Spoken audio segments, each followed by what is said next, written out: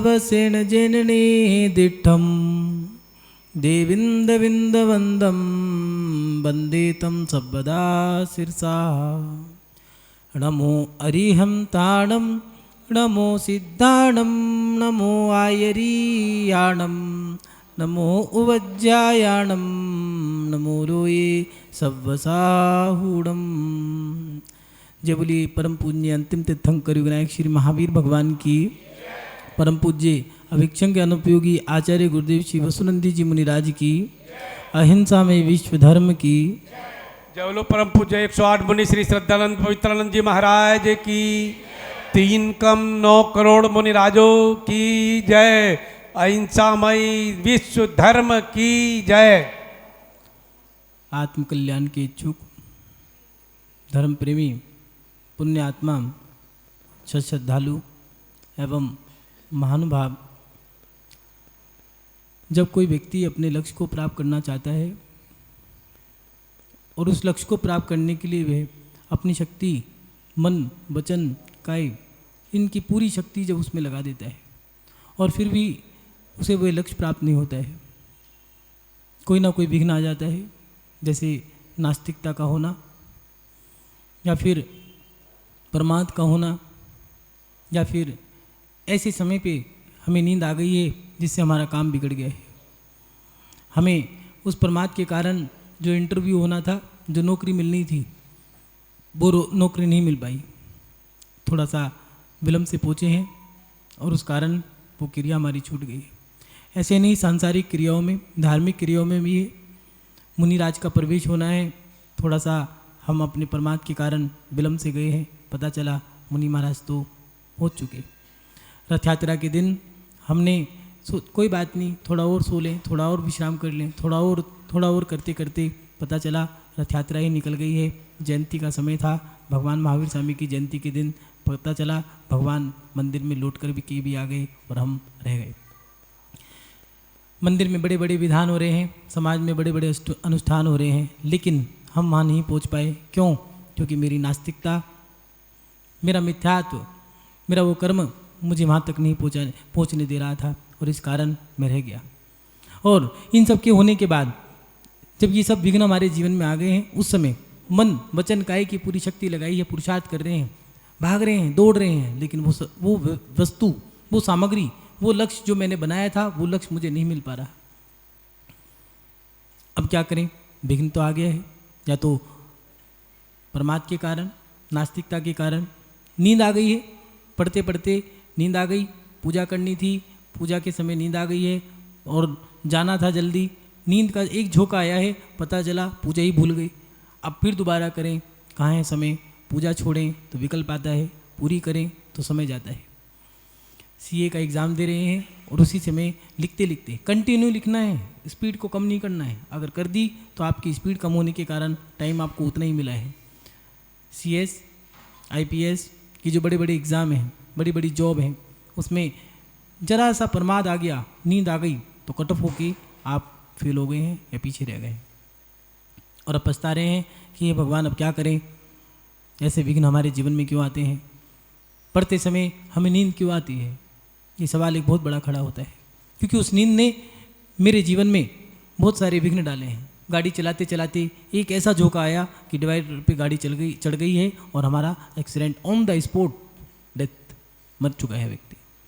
और कभी कभार तो ऐसा झोंका आया है कि एक्सीडेंट हो गया, मरे तो नहीं हैं लेकिन मरने जैसी स्थिति है, अधमरे हैं, दोनों हाथ टूट चुके हैं, दोनों पैर टूट चुके हैं। कभी कभार ऐसा केस हो जाता है शरीर में 32 फ्रैक्चर आए हैं, किसी के शरीर में 100 फ्रैक्चर आए हैं, 150 फ्रैक्चर आए हैं। शरीर ना तो मरने में है ना हम जीने में है, और बस एकांत में बैठ कर के एक ही चिंतन कर रहे हैं, हे भगवान काश वो नींद ना आती तो मेरा जीवन बर्बाद न होता। ये दोनों पैर जो मेरे कट गए हैं, मैं जो व्हील चेयर पे आ गया हूँ, और उस समय पीड़ा कैसी पीड़ा है। जो व्यक्ति बीमार है, याद रखना, पाप कर्म के उदय में धर्म की क्रिया भी कर नहीं सकते हो, नियम है। ये सटीक सिद्धांत है। पाप कर्म के उदय में आप कोई पुण्य की क्रिया नहीं कर सकते। जो व्यक्ति पैरालाइज का पेशेंट है वो मंदिर नहीं आ सकता है। जो व्हील चेयर पर रहने वाला है उसका मन तो बहुत है मैं धर्म कर लूँ, लेकिन बार बार अपने आप को कोसता है, काश वो कर्म मेरा उदय में ना आता। कौन सा कर्म? पाप कर्म। इसके आगे मैं कुछ नहीं जानता। पाप कर्म भी कौन सा कर्म है, अगर मुझे पता लग जाए मेरा कर्म कौन सा है तो मैं उस कर्म को सटीक सावधान होकर के दोबारा नहीं करूँगा। और ये कर्म अगर हमें पता लग जाए तो मैं उसकी हमेशा सावधानी के साथ दोबारा नहीं बांधूंगा उस कर्म को, क्योंकि जिनको दर्द मिला है, जिनको दुख मिला है कर्मों के माध्यम से, वही जानते हैं कि मेरे पाप कर्म का फल क्या है। जिस माँ का एक बेटा था वो भी एक्सीडेंट में मर गया है, उसे पता है कि उस वियोग का दुख क्या है। इसलिए कर्म पाप कर्म का उदय है, लेकिन हम ये नहीं जान पा रहे कौन से कर्म का उदय। ज्ञानावरणी के बाद 8 कर्म दिए हैं, ज्ञानावरणी, दशनावरणी, वेदनीय, मोहनीय, आयु, नाम, गोत्र, अंतरय, और इनके भेद करते हैं तो 148। हमने भी ये सब कर्मों की श्रृंखला को पहले भी जाना है। लेकिन इन कर्मों में हमें पढ़ते समय नींद क्यों आती है? ये कौन से पाप कर्म का कारण है? तो ये कर्म हमारा दर्शनावरणी कर्म का जब उदय होता है, ये दर्शनावरणी कर्म जो है ये हमें ये दुख दे के जाता है। दर्शनावरणी कर्म क्या है? आत्मा के दर्शन पे आवरण डालना, ये दर्शनावरणी कर्म का बंद हो गया। उदय क्या है? हमें दर्शन करने में विघ्न आना, ये दर्शनावरणी कर्म जब उदय में आएगा ये है। इसके भेद क्या हैं? इसकी व्यवस्था क्या है? उस कर्म के भेद भी अलग अलग दिए हैं। चक्षु दर्शन, अचक्षु दर्शन, अवधि दर्शन, केवल दर्शन, निद्रा, निद्रा निद्रा, प्रचला, प्रचला प्रचला और स्थान गद्दी, ये 9 भेद इस कर्म के दिए हैं। जब ये उदय में आते हैं तो बड़ा दुख देके जाते हैं। चक्षु हमारी आंखें, सामान्य जो ज्ञान है हमें वो नहीं होने दे रहा है।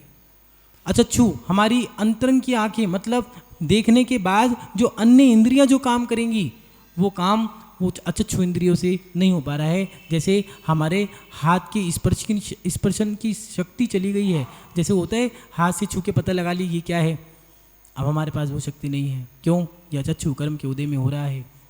हाथों से भी देख रहे हैं, आँखों के अलावा अन्य इंद्रियों से भी ज्ञात होता है, लेकिन अचक्षु इंद्रिय कर्म के कारण हम वो काम नहीं कर सकते। अवधि ज्ञान, मने परे ज्ञान,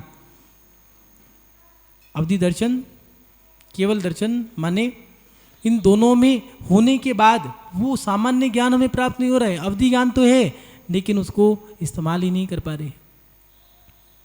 ऐसे ही केवल ज्ञान है, केवली भी होते हैं, मुख केवली हैं, मुख केवली हैं, समुद्घात केवली हैं, कुछ ही केवली हैं जो दिव्य धनी खिर रही है। ये क्या है?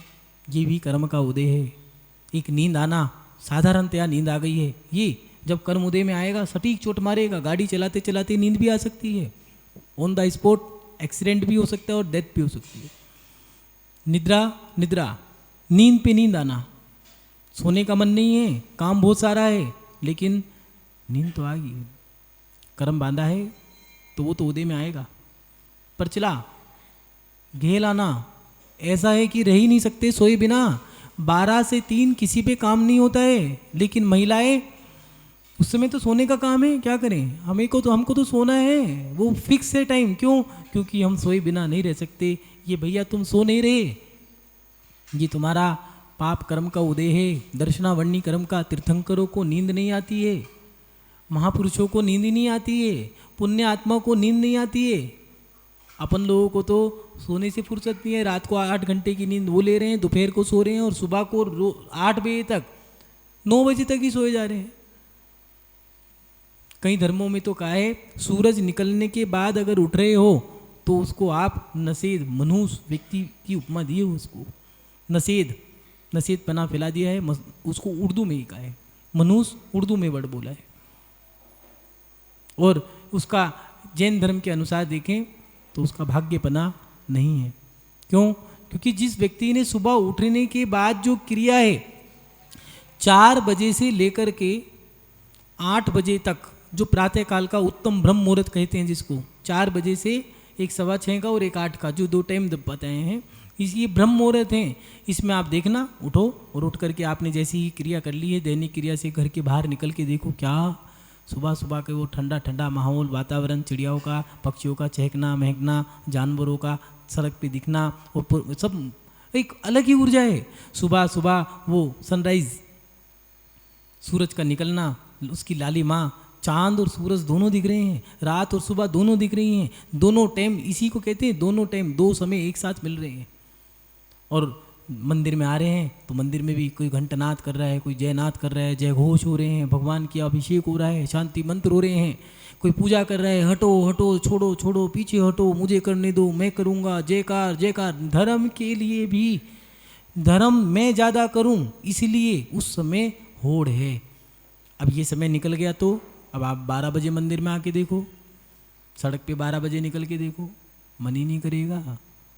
अब उस समय बड़ा मन खेद है, जितनी ऊर्जा उस समय है नहीं मिलेगी दूसरे दिन। ये जो हमें छूट चुका है, हमारा अभिषेक, पूजा पाठ, धर्म, ये सारी चीज़ें जो छूट रही हैं, ये हमारे दर्शनावर्णी कर्म के उदय से हो रहा है। उसमें कौन सा कर्म? निद्रा निद्रा निद्रा, सोना, नींद पे नींद आना, उसमें भी गहलाना, परचला, उसमें परचला में मुंह से खराटे भी ले रहे हैं, राल भी निकल रही है, बड़ी बुरी है ये चीज़। कई लोगों के जब ये जिनके साथ ये होता है, एक व्यक्ति खराटे ले रहा है और दूसरे कमरे वाले भी परेशान है, भैया क्या करूं, सो ही नहीं सकते। और स्थान गर्दी तो इतनी है कि कई बार तो जिनके घर में ये केस होते हैं, जिनको एक कर्म उदय में आता है, उनको जंजीर से बांध के रखते हैं कि रात को सोते हुए कहीं चला ना जाए। एक व्यक्ति रात को नींद में चलने की आदत थी। याद रखना, जब जिनको ये कर्म उदय में आते हैं उनको पता नहीं होता है, और उसको नींद में चलने की आदत थी, और रात को गाड़ी आई और गाड़ी पता लग गया उसको, गाड़ी आ गई है और सारी क्रिया कर रहा है, बाहर जा कर के गाड़ी उतार के आ गया है और बंद करके, गोदाम बंद करके सुबह आके सो गया है। और उससे पूछ रहे कि ये रात को गाड़ी किसने उतारी, मुझे तो पता ही नहीं है। और यही अगर किसी महिला के साथ हो जाए तो, रात को नींद में चल रही है और घर से बाहर चली गई है, अब क्या कहेंगे? बहू भाग गई, जीवन बर्बाद हो गया। हाँ, कर्म कैसे उदय में आ गया है, ये है दर्शनावर्णी कर्म के हमारे जीवन में उदय में कैसे आ जाते हैं, ये भेद बताएं। समझे क्या हुआ? उज्जैनी नगरी में एक राजा है, उसकी रानी जो है वो पटरानी, बड़ी सुंदर है, बहुत सुंदर। महिलाओं को सुंदरता का अभिमान होता है, पुरुषों को पैसे का और महिलाओं को सुंदरता का, ये दो जरूर अहंकार मिलेंगे दोनों में, पैसे का, धन का। और अहंकार तो बल का भी होता है, रूप का भी होता है, ज्ञान का भी होता है। आचार्य समन्वत स्वामी जी ने 8 प्रकार के अहंकार दिए, लेकिन सुंदरता का अहंकार, चाहे वो काणी कुरूप नहीं क्यों ना हो, लेकिन उसको भी अपनी स्त्री पर्याय में सुंदरता का जैसा भी रूप है उसका उसे अहंकार रहेगा। लेकिन वो तो पटरानी थी और वो भी सुंदर, बस फिर क्या था? अहंकार था, आ गया अहंकार, ईर्ष्या, जेलसी जिसको कहते हो, ये चुपके से आते हैं और आने के बाद एक बार घर कर जाए फिर नहीं पता आप कब जाएंगे। और ये पटरानी जो थी एक दिन मंदिर में गई है, मंदिर में जाने के बाद ये जगह अच्छी नहीं लग रही, एक काम करो यहाँ से भगवान को उठा के बाहर रखो, हटाओ यहाँ से। यही तो है, हमारे साथ भी तो यही है कि अगर हमें कोई चीज़ अच्छी नहीं लग रही है, मेरे अहंकार पे अगर चोट पहुँचती है तो मैं सब कुछ बदल सकता हूँ। कई बार तो ऐसा है कि सुनो, मैं पद पर आ चुका हूँ तो एक काम करो, मंदिर नीचे उतार दो, दोबारा बना दूंगा। क्यों? मेरे राज्य में, मेरे अधिकार में, मेरे राज्य में, मेरे सत्ता में, मेरे नाम के रहते हुए ये काम होना चाहिए, जिससे मेरा नाम बढ़ेगा। उस अहंकार के कारण पूरा मंदिर ही उतार दिया, प्राचीन मंदिर था उसका ही खत्म कर दिया, दोबारा मंदिर। ऐसी उस रानी ने भी यही करा कि भगवान को उठा करके बाहर रख दिया है। इतने में आरिका ने जो देखा, ये एक आरिका जहाँ से आहार के लिए जा रहे थे, भगवान के दर्शन करके, और उनसे रहा नहीं गया। उन्होंने उसी समय भगवान का अपमान होने के कारण, मात्र भगवान का अपमान हुआ है इस कारण उपवास धारण कर लिया, अंतराय कर दी। और उस रानी को बुला के कहा, सुनो, ये 3 लोक के नाथ हैं, इनकी पूजा करके, इनकी भक्ति करके तो नरक गति का जो बंध है उसको भी नाश करते हैं। 3 लोक के नाथ की पूजा भक्ति करके तो मोक्ष के द्वार खुलते हैं। तुमने इनको कूड़े में फेंकवा दिया है, मंदिर से बाहर रखवा दिया। डर गई, तभी मंदिर में वापस उठा के लाके रखवाया और तभी आरिका से क्षमा मांगी, व्रत ग्रहण की। लेकिन कर्म तो बंध गया। जैसे ही तुमने कोई क्रिया करी है, कर्म तो बंध गया, अब तुम्हें उसका फल तो भोगना पड़ेगा। व्रत ले लिए हैं, डर गई है, भगवान से क्षमा मांगी है, याचना करी है, और व्रत लेने के बाद उसने अच्छी गति में, कहाँ? इसी जम्बूद्वीप की भरत क्षेत्र के आर्यखंड में हनरू द्वीप में एक राजा महेंद्र और उनकी रानी मनोवेगा के उसने जन्म ले लिया। और जन्म लेने के बाद उसकी शादी किससे हुई? पवनजय से। शादी होने के बाद उसका नाम क्या है? अंजना। अंजना और पवनजय का विवाह हो गया है, लेकिन माता पिता दोनों के पिता मिल गए हैं मंदिर में। ये मंदिर में ऐसा नहीं है मंदिर में रिश्ते आज ही होते हों पुरानी परंपरा चलती आ रही है, लड़का लड़की मंदिर में ही देख लेते हैं। कुछ लोग तो हम सोच रहे हैं धर्मात्मा है, पता चला ये तो लड़का लड़की देखने आए थे। हाँ, और वहाँ पर दोनों ने मिलकर के अपनी मित्रता के कारण दोनों ने रिश्ता पक्का कर दिया। सुनो मेरी बेटी तुम्हारा बेटा, दोनों का विवाह हो गया, पक्का हो गया। ये परंपरा नहीं थी पहले, लड़का लड़की को देखेगा, लड़की लड़के को देखेगी, कोई मतलब नहीं। माता पिता ने कह दिया तो ठीक है, बस पत्थर की लकीर। अब मत करना ऐसा, अब तो परंपरा बदल गई है। अब तो बच्चे कहते हैं मम्मी इसी से करना है, अगर तुमने दूसरी कुछ छेड़ाखाड़ी करी है तो मैं भाग जाऊंगी, नहीं तो कर दो। परंपराएं बदल गई अब। और वो शादी का समय पक्का कर रहे हैं, रिश्ता पक्का कर दिया है। और जैसे ही दासियों को पता लगा, सखियों को पता लगा है, चर्चा चल रही है कि सुनो तुम्हारा तो पवनजय के साथ रिश्ता पक्का हो गया है, लेकिन सुनो लड़का तो वो भी बहुत अच्छा था। उसकी बातें हो रही हैं और इधर पवनजय देख रहे हैं कि कैसी है, देखो तो सही अंजना। बस उस समय इतना ही सुना था कि मेरी उसकी प्रशंसा हो रही थी और मेरे बारे में अंजना ने एक बार भी नहीं बोला। इस कारण ठीक है, चाहता तो वो छोड़ देता, लेकिन पिताजी ने वचन दे दिया है, वचन के कारण शादी तो कर ली है, लेकिन 22 साल तक ना तो देखा, ना बोला, ना कभी हाथ लगाया, स्पर्श तक नहीं किया। अंजना के जीवन का सबसे बड़ा दुख था।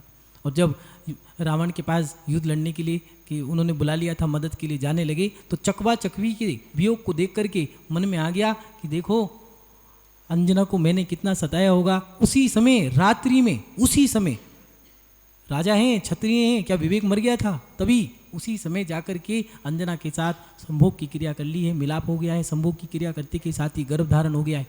और कह रही है सुनो जल्दी लौट के आ जाना, अगर ये बात फैल गई तो किसी के पास कोई सबूत नहीं है। लेकिन अपनी मुद्रा देखी गई, लेकिन जो निंदा करने वाले हैं उनको तो निंदा करने से मतलब है, उन्हें कोई लेना ना देना, उनको तो बस बोलना है, मन में बात भरी बैठी है, इसका सम्मान हो गया, मेरा क्यों नहीं हुआ, बस अब तो मुझे इसकी बस जैसे भी करके निंदा करनी है, अपमान करना है, छोड़ूंगा नहीं कैसे भी हो।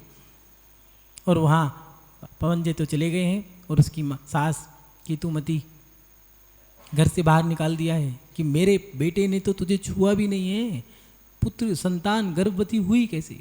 पिता के यहाँ गई है तो पिता ने भी कह दिया कि तेरे बारे में चर्चाएं हैं कि इसके पति ने इसको छुआ भी नहीं है, फिर गर्भ कैसे हुआ? एक बहन 100 भाई, 100 भाइयों की अकेली बहन थी, लेकिन किसी भाई ने मदद नहीं करी, माँ ने, सखियों ने मदद नहीं करी। देखो जैसे कर्म उदय में आते हैं वैसा वैसा फल देके जाते हैं। पूरा गांव एक किनारे खड़ा है, लेकिन अंजना गर्भवती है, 9 मास निकट पूरे होने के लिए निकट आ गए हैं, समय आ रहा है। और जंगल में जाकर के आखिर में गर्भ जो गुफा थी उसमें वो जो मुनि महाराज थे, अंत में याद रखना जितने भी रिश्ते नाते हैं कोई काम आया ना आए, लेकिन गुरु का रिश्ता जरूर काम आएगा। अंत समय में काम गुरु आएंगे। और गुरु ने कहा चिंता मत करो, तुम्हारे गर्भ में जो शिशु है वो चरम शरीरी होगा और वो मोक्ष जाएगा और उसके माध्यम से तुम अपना कल्याण करोगी। पूछा ये कर्म क्यों दुख मिला?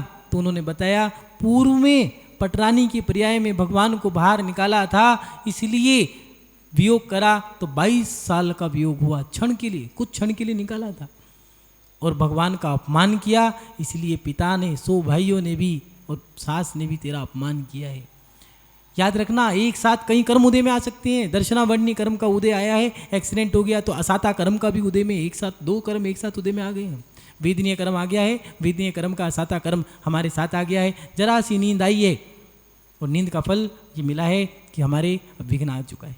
विघ्न आते के साथ ही 2 कर्म एक साथ उदय में पड़े हैं, अंतराय कर्म भी है और उसके साथ साथ हमारे जीवन में वेदनीय कर्म दुख दे रहा है। दोनों पैर टूट चुके हैं, दोनों पैर कट चुके हैं। डॉक्टरों ने कह दिया है कि बच के रहना। ये कर्म हम अपने जीवन में कैसे बांध लेते हैं। देखें, एक किसी के दर्शन में विघ्न डालना, मंदिर में भगवान के जस्ट सामने ऐसे खड़े हो गए हैं, अब सामने वाला कह रहे हैं सुनो भैया हट जाओ, नहीं, कोई मुझे टोक कैसे दे, जानते नहीं मैं कौन हूँ, दादागिरी। अभी इसे बदनाम कर दूंगा, डांट सकता हूँ, चिल्ला सकता हूँ। गलत बात पे भी अगर किसी ने टोक दिया है तो तुमने टोक कैसे दिया? भगवान के जस्ट सामने ही खड़ा हूं मैं। सब लोग कह रहे हैं भैया हट जाए तो मुझे दर्शन हो जाए, मुनि महाराज के सामने ही जस्ट जिस समय प्रवचन होंगे उसी समय जस्ट सामने ही खड़े होकर के हमें चावल चढ़ाने। क्यों? उस समय सारे लोगों की दृष्टि मेरे ऊपर रहेगी। लेकिन उस समय याद रखना, उन सभी लोगों की दृष्टि भी है तो उन दृष्टि में विघ्न डालने से उन सभी लोगों का कर्म भी एक साथ ही बंधेगा। और वहाँ पर भगवान के सामने खड़ा हो गया है, दर्शनावरणी कर्म का बंध बन गया। उसके साथ साथ दर्शन करने ना देना। कई बार होता है मेरे बिना पूछे दर्शन करने मंदिर नहीं जा सकते, मैं साथ जाऊंगा तो ही जाएंगे पति। हाँ, कई बार ऐसा होता है माता पिता भी बच्चों को, जो मान लो वैराग हो गया है या फिर धर्मात्मापना जागृत हो गया है, तो डर लग रहा है कि मेरा बेटा छोड़ के ना चले जाए। एक ही है, गलती उसकी नहीं है, गलती तुम्हारी है, तुमने एक किया, अब उसी के बसर हो तुम। और वो व्यक्ति अपना आत्मकल्याण करने जा रहा था, बैन लगा दिए, ब्रेक लगा दिया, घर से बाहर निकलना बंद। बाहर जा रहा है तो दो व्यक्ति साथ लगा दिए, कहीं देखना सुनो साधु के पास ना चले जाए, मंदिर ना चला जाए, दर्शन नहीं करने दे रहा। सुकमाल की माँ ने क्या किया था, 16 साल तक तलघर में रखा था कि दिगंबर साधु को देख भी ना ले, अगर देख लेगा तो घर छोड़ देगा। और यही कहीं ऐसा तो नहीं हम भी यही कर रहे हों? कई बार तो ऐसा होता है मेयर से बिना पूछे साधु को नगरी में मत लेके आना, पहले कमेटी में पास होगा, हमारे जो दस्तावेज हैं उसमें लिखा है तो ही ला सकते हो, नहीं तो नहीं ला सकते, और इस संघ के आएंगे तो ही लाएंगे, नहीं तो नहीं लाएंगे। भैया उनके आने से कितने लोगों को उनके दर्शन होते, कितना ज्ञान मिलता, कितनों को दान देने का लाभ होता, कितनों को ज्ञान दान मिलता, किसी को आहार दान मिलता, किसी को क्या क्या प्राप्त होता। और हमने कोई भैयावत्ती करता तो शरीर अच्छा होता, कोई दान करता तो उसको दान का लाभ होता, कोई भोग सामग्री देता, कोई दान सामग्री देता, कोई उपभोग की सामग्री देता, आदिकाओं को वस्त्र देता, क्या क्या नहीं होता। लेकिन इन सब कर्मों में हमने विघ्न डाल दिया और सारे कर्म एक साथ बांध दिए। ये हमारे जीवन में दर्शन करने में विघ्न डालना, और उसके साथ साथ किसी की यात्रा में विघ्न डालना। यात्रा करने जा रहे थे, सुनो बाद में चले जाना, अभी मत जाओ, और मेरे से बिना पूछे बस लगा दी। कैसे जाएगी मैं बताता हूँ, कैंसिल करा दी। बस कैंसिल कराने की हिम्मत नहीं थी तो पीछे से फ़ोन कर दिया है, यात्री कैंसिल करा दिए 10-5, तो बस ही कैंसिल हो गई है। भगवान के दर्शन करने जाने थे, कितना लाभ होता, किनको? उसको लाभ होना था धर्म का, और दर्शन करने में विघ्न डालने से दर्शनावरणी कर्म। अब हम यात्रा करने का मन है, हमें बड़ा मन है, बिखला रहे हैं, बौखला गए हैं, रो रहे हैं, चिल्ला रहे हैं, हे भगवान कोई कृपा कर दो, बुलावा नहीं आता, सम्मेद शिखर जाने का मन है, एक बार दर्शन हो जाए। लेकिन जाए कैसे? विघ्न डाला था, यात्रा नहीं कर सकते। आप मलेशिया जा सकते हो, मॉरिशस जा सकते हो, इंग्लैंड, न्यूजीलैंड, थाईलैंड, जापान, विदेशों की यात्रा कर सकते हो, मगर आप धर्म की यात्रा नहीं करोगे। बड़ा मन है गुरु के पास जाने का, लेकिन क्यों नहीं जा सकते? क्यों नहीं जा सकते? कर्म का उदय कौन सा मना करा था, नगरी में प्रवेश नहीं होगा मेरे बिना पूछे। तो अब उनसे बिना पूछे जब तक क्षमा नहीं मांगोगे, नाक नहीं रगड़ोगे, जब तक वो कर्म नहीं तोड़ोगे, तब तक गुरु के दर्शन भी नहीं होंगे। ये दर्शनावरणी कर्म के ही भेद चल रहे हैं सारे। दर्शन में विघ्न डालना, यात्रा में विघ्न डालना, किसी की आंखें फोड़ देना। अंग्रेजों ने अपने समय में यही सजा सेट कर रखी थी, जरा सा उधम करा आंखें फोड़ दो दोनों, बस। होता है, हमारे से भी हो जाता है कभी कभार। आतिशबाजी कर रहे थे और वो पटाखा छूट गया है, उसका जो बारूद है वो आँख में आकर के लग गया, वो पता चला, डॉक्टर ने कहा रेटिना जल गया, आँख चली गई। आँख फोड़ी थी, आँख चली गई है। पटाखे जलाए, कह रहे हैं सुनो चलो पटाखे, दिवाली आएगी, दिवाली के बाद मच्छर मर जाने, क्यों पटाखे जलेंगे, सब धुएं से मच्छर मर जाएंगे। धुएं से आंखें फोड़ी थी तुम्हारी, आंखें फोड़ी थी किससे? धुएं से। धुंधलापन हो गया था, आंखों में मोतियाबिंद हो गया। व्यवस्था पूरी सेट है, कोई नहीं छोड़ेगा तुम्हें। जैसे कर्म हम कर रहे हैं उसका फल हमें मिल रहा है। इतिहास उठा के देखें, हमारे बड़े बुजुर्ग लोगों को इकट्ठा करते थे, सुनो तुम आ जाओ, तुम भी आ जाओ। सबको पत्र लिख रहे हैं, अरे बहन कब आएगी, बेटिया बेटी को बुला लो। हाँ, ये जो रहने जाने की परंपरा है गर्मियों की छुट्टी में, क्यों? वो बड़े बुजुर्ग बुलाया करते थे, आ जाओ सबको, बहन बेटी अपनी सबको बुला लिया है, सबको इकट्ठा कर लिया, चलो अब यात्रा के लिए बस लगा दिए। मैं अपने पैसों से लगा रहा हूँ फ्री में, यात्रा करने जा रहे हैं, कोई सम्य शिखर की, क्षेत्रों की, अतिथि क्षेत्रों की, या फिर चलो साधु के पास जा रहे हैं, उनके दर्शन करके आएंगे। क्यों? इसलिए नहीं घूमना, इसलिए कि दर्शन कराऊंगा तो मेरे दर्शन करने का जो विघ्न डला है वो दूर हो जाएगा। चक्रवर्ती अपने महल में बैठ करके सूर्य के विमान में रखे हुए भगवान के दर्शन कर लेता है, उसकी भी दृष्टि है। और एक दृष्टि हमारी है कि हम जो कागज़ पे लिखे हुए अक्षर हैं उनको भी नहीं पढ़ पा रहे। ये क्या है? हमने विघ्न डाले थे, विघ्न है। उन्होंने, पुराने बुजुर्ग बड़े सतर्क थे, ज़्यादा सोते नहीं थे। सोने से भी दर्शनावरणी कर्म बनता है और परमार्थ से भी दर्शनावरणी कर्म का बंद होता है। बड़े बुजुर्ग लोगों को बुला करके यात्राएं कराया करते थे, विधान कराया करते थे कि जिन्हें भगवान के दर्शन करने से मेरा दर्शनावरणी कर्म, और कराने से भी मेरा दर्शनावरणी कर्म का क्षय होगा, उपशम तो होगा ही होगा। लेकिन हम कहाँ जा रहे हैं? देखें हम क्या कर रहे हैं। सबको इकट्ठा कर लिया, चलो रिसोर्ट चलते हैं, किट्टी पार्टी में जा रहे हैं, दुनिया भर की आडंबर इकट्ठे कर लिए, दुनिया भर की जगह घूमने जा रहे हैं। लेकिन जिससे हमारे कर्म घट रहे थे वो कर्म हमारे बढ़ते जा रहे हैं। और रिजल्ट भी देखो, बच्चे की उम्र 4 साल, आंखों के चश्मे का नंबर 8। बैठे बैठे डॉक्टर ने कह दिया है, क्यों, क्या हो गया? कुछ नहीं, पता नहीं क्या हुआ है, आंखों की रोशनी चली गई। आंख फोड़ी थी, आंखों की रोशनी चली गई है। ये जो आतिशबाजी आप करते हो, इन आतिशबाजी से कितने कर्म आप बांध लेते हो। वो धुआं छोड़ा है आंखों में, जो मच्छर थे सब मर गए। क्यों? धुआं ही इतना गंदा था, और उस धुएं के कारण आप लोगों की अब मोतिया बिंदु रहे।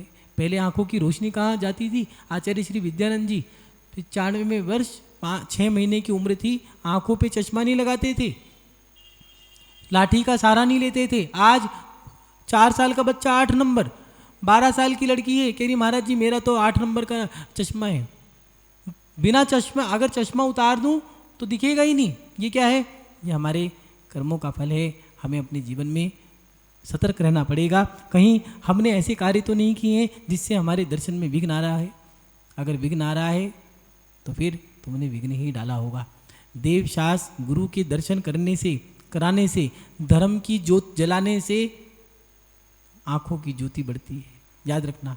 और दर्शन में विघ्न डालने से, चौका लगा रहे थे, मुनि महाराज के दर्शन होते, लेकिन क्या कह दिया है? सुनो, सालगिरह वाले दिन लगा लेना, जन्मदिन वाले दिन लगा देना। खामा खामे सलाहकार बन करके अपना काम कर गया और अपने कर्म बांध गया। ये ऐसे हम सटीक तरीके से कर्म बांध लेते हैं। बड़ा जागरूक रहना पड़ेगा। बड़े बुजुर्ग काम कम कर, क्रिया कम करते थे, लाभ ज़्यादा लेते थे। हम क्रियाओं में मंडे पड़े हैं लेकिन लाभ कम है। दुकान पे बैठे हैं, मंदिर का अभिषेक छूट गया है, पूजा छूट गई है, आहार दान छूट गया है, प्रवचन की क्रिया छूट गई है, स्वाध्याय छूट रहा है। कोई बात नहीं, छूटता जा रहा है, लेकिन रिजल्ट क्या है? 55 साल की उम्र में जब आपका पुण्य खत्म हो गया, जवानी, बाल्यकाल, किशोर काल, युवा काल, प्रौढ़ काल सब चला गया, अब 55 साल के बाद वृद्ध काल आना है। अब रिजल्ट आ रहा है, कूल्हे की हड्डी टूट गई है, अब तुम जा नहीं सकते। डॉक्टर कह रहे हैं दुआ करो। दुआ कैसे करें? शरीर में तो जान हो, चल ही नहीं सकते हैं। बीमारियां भी कैसी कैसी लगी हैं। बाईपास हो चुका है, अब चल नहीं सकते। पैरालाइज हो चुका है, व्हील चेयर है। बच्चे भी कह रहे हैं मर जाएं। कैसे कर्म उदय में आ रहे हैं। अब कह रहे हैं, रो रहे हैं, महाराज आशीर्वाद दो। महाराज भी क्या कर लेंगे? 3 लोक के नाथ आदिनाथ भगवान, जब अंतराय कर्म का उदय हुआ, क्या सोदर में सो गया था? सोचो, क्या कुबेर इंद्र कहाँ चला गया था? कहाँ चली गई थी वो ब्राह्मी सुंदरी? कहाँ चला गया था भरत चक्रवर्ती और कामदेव? ऐसे 100 पुत्र चरम शरीरी, कोई काम नहीं आया। पाप कर्म के उदय में मात्र गुरु की शिक्षा काम आती है, गुरु भी काम नहीं आएंगे।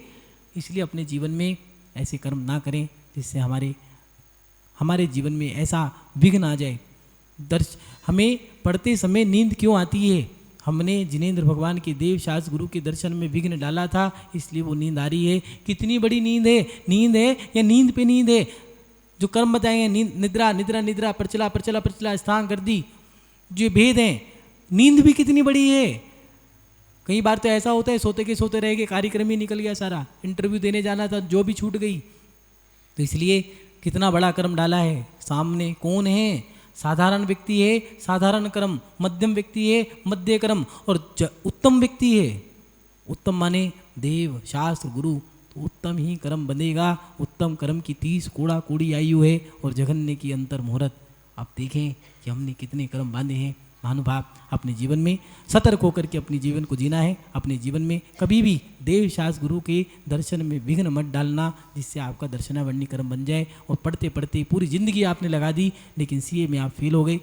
बीटेक एमटेक जो आपने आईएएस आईपीएस या डॉक्टर एमबीबीएस या फिर ऐसी पढ़ाई आप पढ़ने जा रहे थे, उसमें जो फेल हो रहे हो, कहीं ना कहीं आपकी ज्ञानावरणी और दर्शनावरणी इन कर्मों का उदय है। इसलिए अपने जीवन में दर्शन कराओ। भगवान की यात्रा कराने से, गुरुओं के दर्शन कराने से, जो माँ बाप थे बच्चों को दर्शन करा करके लाभ ले लिया करते थे। ऐसे नहीं फोकट में बस लेके जाते हैं, रेल की रेल, ट्रेन के डब्बे लगा रखे हैं। क्यों, क्या मिलता है? भैया हमारा कर्म कट रहा है, वो कर्म टूट जाएगा तो हमारा कल्याण हो सकता है। उसी कर्म के कटने के बाद हमें अवधि दर्शन, केवल दर्शन ये प्राप्त होते हैं। बिना उस कर्म के कटने के बाद जब तक वो नहीं टूटेगा, जब तक वो नष्ट नहीं होगा, तब तक हम दर्शन नहीं कर सकते हैं। आप सभी लोग अपने जीवन में दर्शनावरणी कर्म का उपशम करके, क्षय करके, सम्यक दर्शन को प्राप्त करके अपने जीवन में केवल ज्ञान को प्राप्त करें। यही भावना भाते हुए अपनी शव श्रृंखला को विराम देते हैं। जय बोलिए परम पूज्य आचार्य भगवान गुरुदेव श्री वसुनंदी जी मुनिराज की, अहिंसा में विश्व धर्म की।